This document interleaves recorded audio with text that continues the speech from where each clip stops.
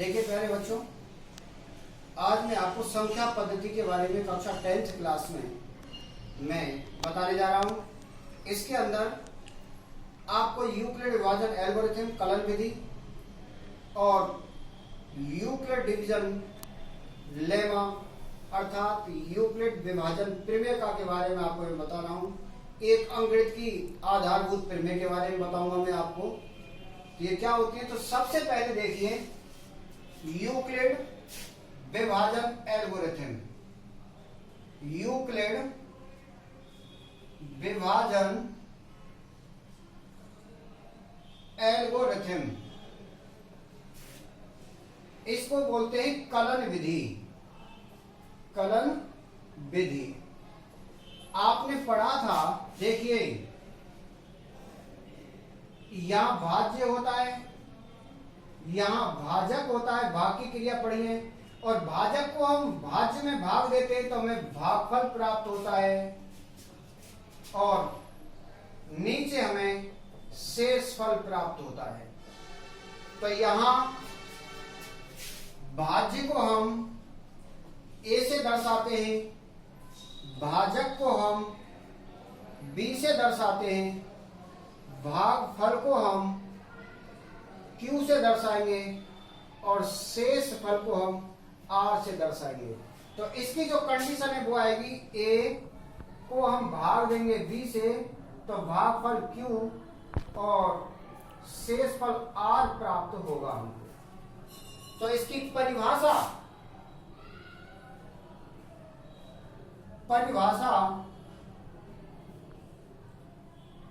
जब किसी धनात्मक पूर्णांक ए को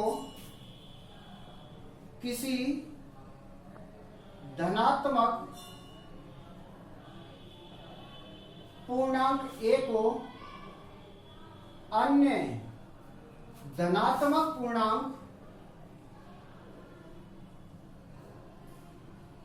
पूर्णांक डी से भाग दिया जाता है तो जब किसी धनात्मक पूर्णांक ए को अन्य धनात्मक पूर्णांक बी से भाग दिया जाता है तो भागफल क्यू व शेषफल आर प्राप्त होता है। यह विधि यूक्लिड विभाजन प्रमेय पर आधारित होती है। यह विधि यूक्लिड विभाजन प्रमेय का, जिसको अंग्रेजी में लेमा बोलते हैं, पर आधारित होती है। अब ये काम क्या आती है? इस विधि से हम दो या दो से अधिक संख्याओं का एचसीएफ अर्थात में से ज्ञात कर सकते हैं। इस विधि द्वारा दो या दो से अधिक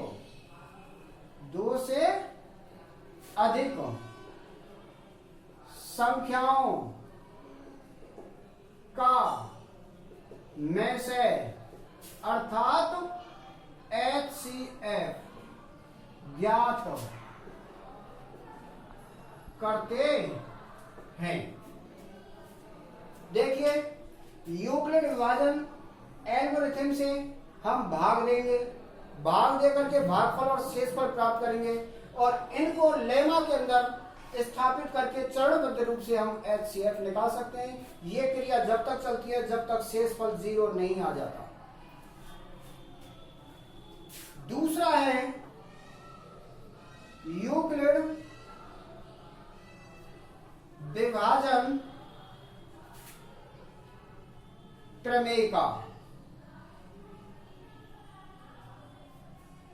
जिसको लेमा बोलते हैं। इसकी जो परिभाषा है, जब दो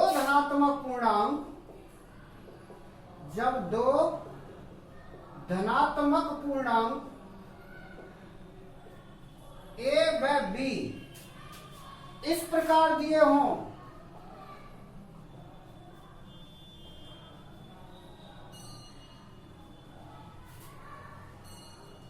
कि अद्वितीय पूर्णांक Q व R के लिए संबंध A बराबर B into Q plus R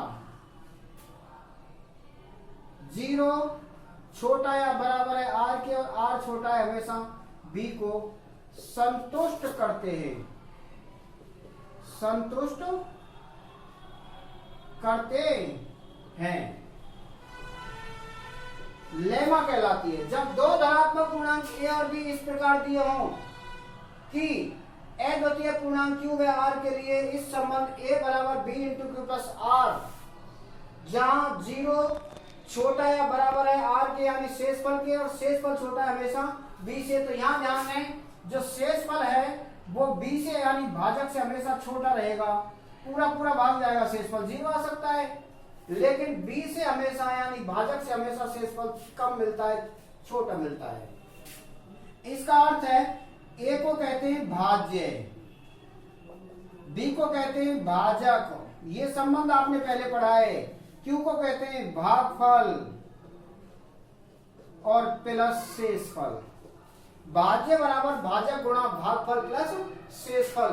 इस संबंध को हम यूक्लिड विभाजन प्रमेय का अर्थात लेमा कहते हैं।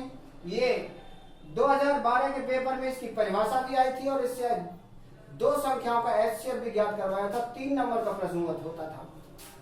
अब इस विधि द्वारा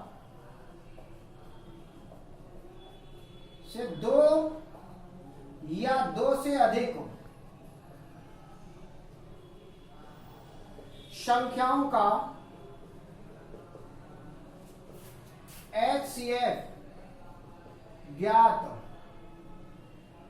किया जाता है। अब देखिए ये दोनों मिलकर के HCF निकाली जाती हैं, पहले भाग दिया जाता है और फिर इस संबंध में इसको रखा जाएगा।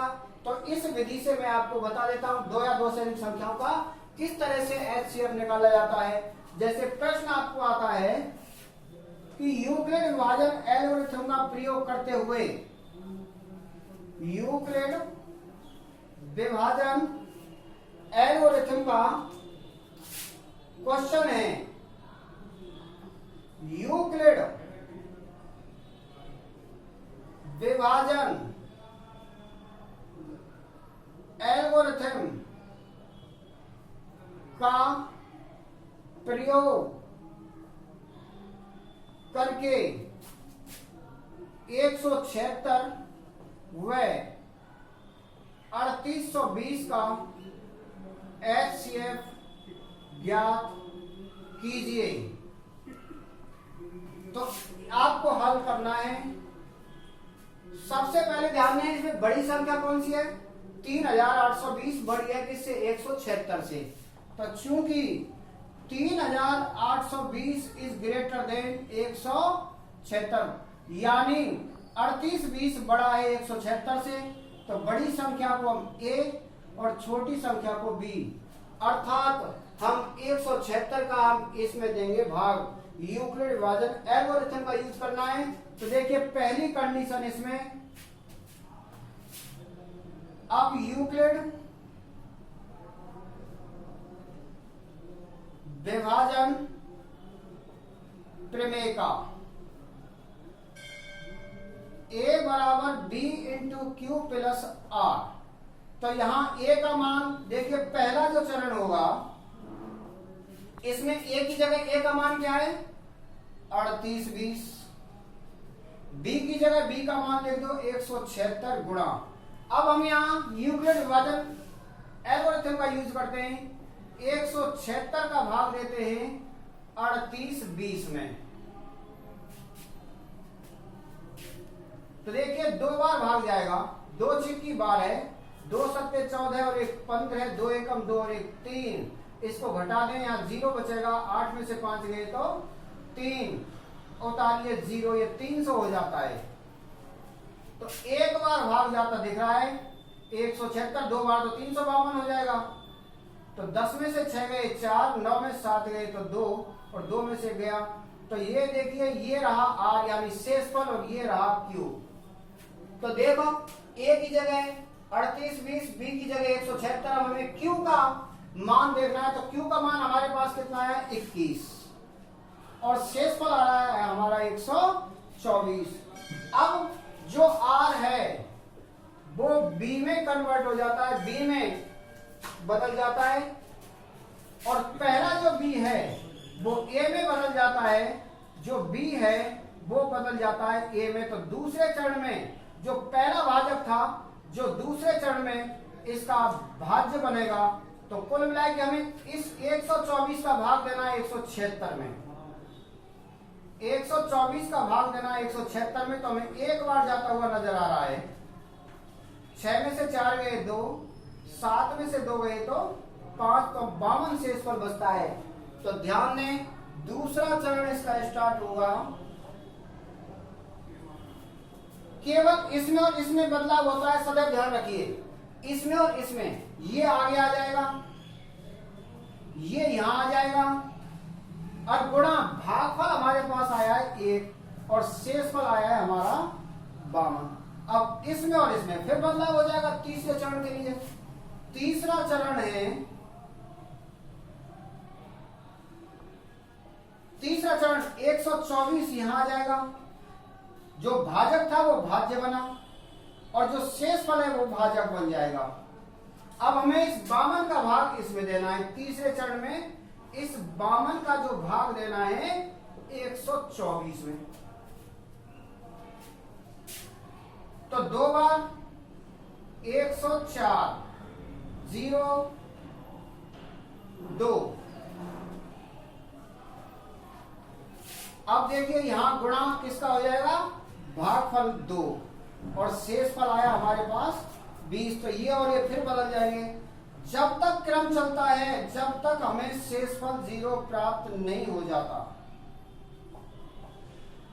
52 यहां आ जाएगा, 20 यहां आ जाएगा। अब आप जानते हैं 20 का भाग 52 में कितनी बार जाएगा, 20 का भाग 52 में 2 बार जाता दिख रहा है।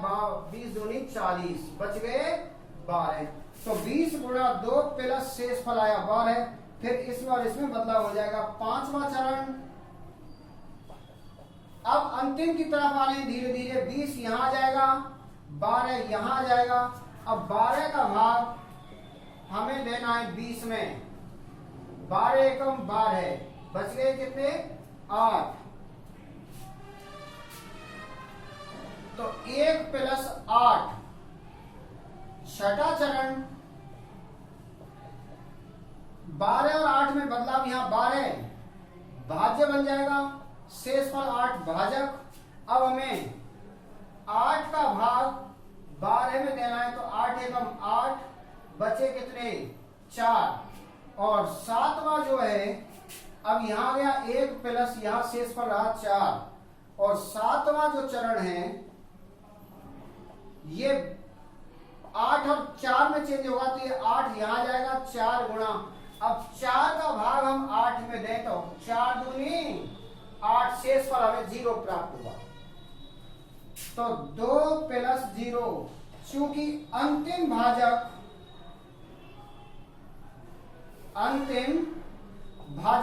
तो किस भाजक से 0 शेषफल हुआ है, हमें 4 से हुआ है।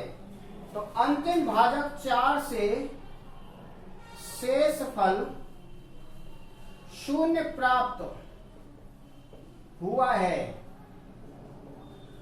इसीलिए 176 व 3820 का HCF 4 होगा। अब 2.1 में आपके क्वेश्चन नंबर दूसरे या तीसरे में ये सवाल आपको दिए हुए हैं, तो इस मेथड से आप HCF ज्ञात कर सकते हैं। धन्यवाद।